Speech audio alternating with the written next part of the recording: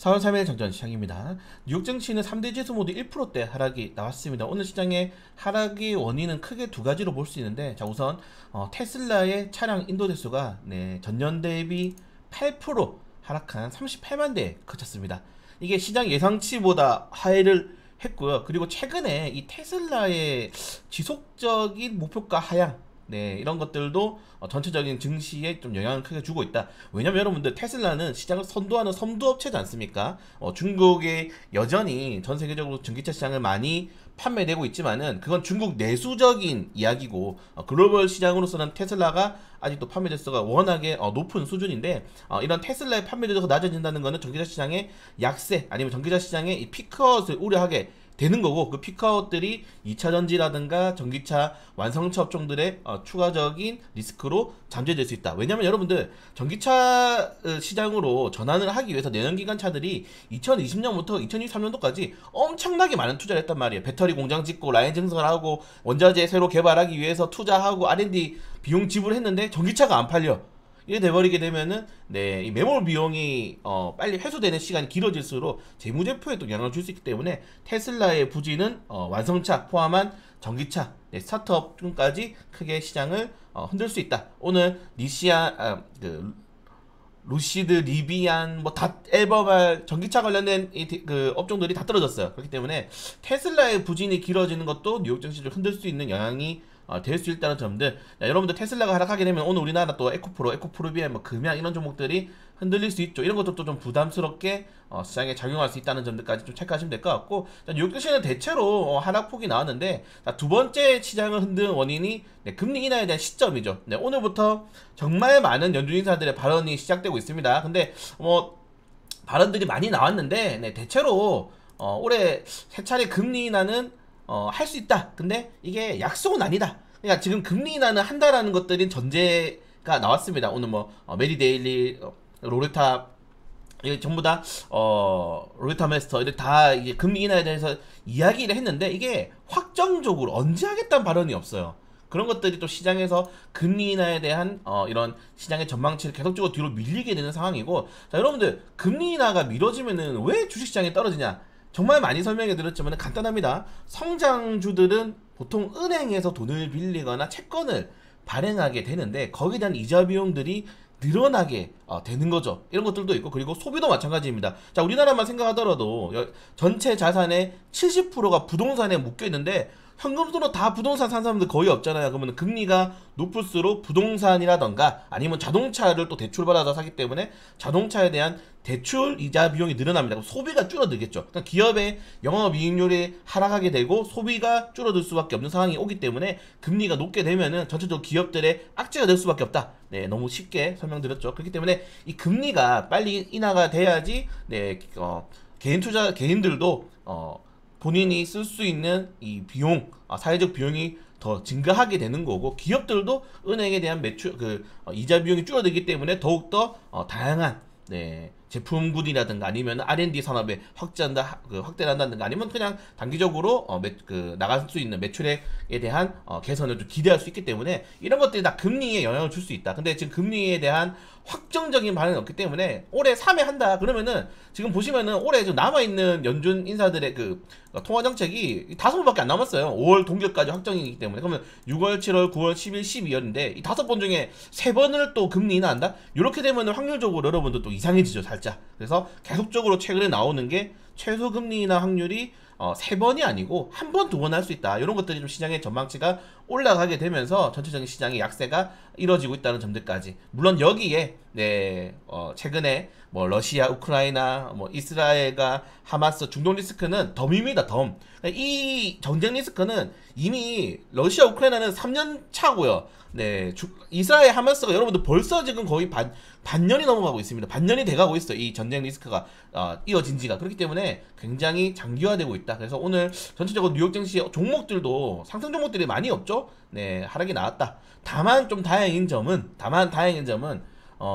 좀 긍정적인 말씀 드리자면은 나왔던 재료들입니다. 그러니까 새로운 재료가 아니에요. 새로운 악재가 아니에요. 물론 테슬라가 오늘 좀 시장을 조졌긴 하지만은 테슬라 전망 대수가 떨어질 거란 거는 누구나 알 수 있었습니다. 그렇기 때문에 너무 이런 악재에 매몰되지 말자. 제가 오늘 약간 아침부터 어떻게 하면 좋은 뉴스를 찾아볼까 계속 생각을 했는데 좋은 뉴스는 많이 없고 그래도 좀 밑에 설명을 드리도록 하겠습니다. 자, 그래도 우리나라는 밸류업이 있으니까 이때까지 좀 배에 힘주고 버텨봐야 되지 않을까 좀 말씀 다시 드리고 싶고 어제 마감 시장에도 말씀드렸는데 최근에 국내 증시 반도체 종목들을 제외하면은 그냥 반도체 3대장을 제외하면은 코스피 상승률이 2750이 아니고 2630이다.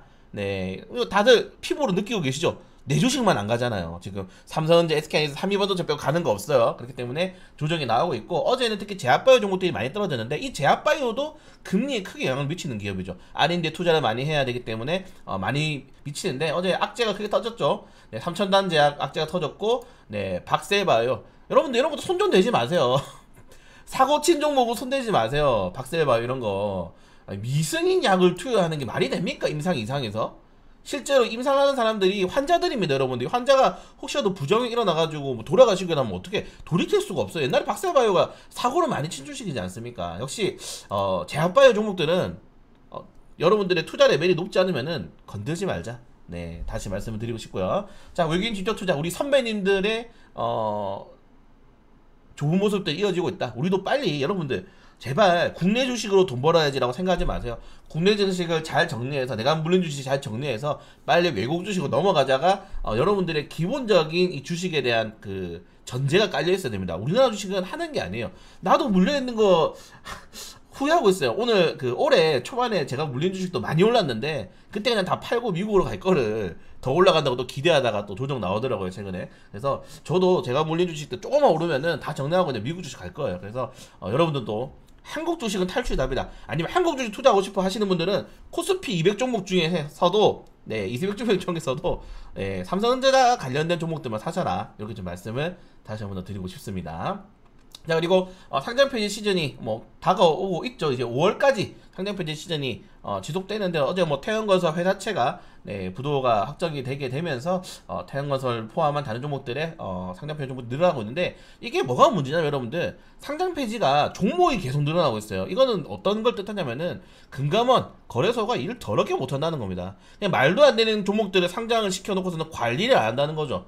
네, 이런 것들도 좀 이번 밸류업을 개선하는 게 아니고 거래소나 금감원을 개선해야 되는데 어차피 뭐 공무원들 뭐 자기들끼리 개선하겠습니까? 그래서 다시 말씀드리지만은 한국 주식은 안 하는 게 답이다. 이렇게 말씀을 드리고 싶고 자, 국채금리가 어제 좀 많이 튀어 올랐는데 오늘 장마판에 그래도 좀 조정이 나왔어요. 국채금리가 조정이 나오게 되면서 그래도 2년물이 4.7% 아래로 내려왔다는 거 이게 다행스러워해야 될지는 모르겠네요. 여전히 연중 최고점 구간대에 머물렀기 때문에 여전히 쉽지 않다. 오늘도 환율을 봐야겠죠. 어제 환율이 급등했다 급락했다 이게 우리나라 외환당국에서 이제 개입을 한 거거든요, 실질적으로. 그래서 오늘 환율에 대한 추가적인 영향을 좀 확인해 볼 필요가 있을 것 같고 비트코인도 좀 큰 폭의 하락이 나왔다는 점들. 자, 그래서 국제유가가 계속적으로 오르고 있는데 어제 뭐 한국석유가 상한가를 갖고 한국석유 관련된 종목들이 올라갔는데 이게 장기화되기는 좀 애매할 수도 있습니다. 물론 금 가격이라든가 국제유가 크게 올랐는데 엘컴텍 사야 되나요? 와, 금이 안 멈추네요 지금.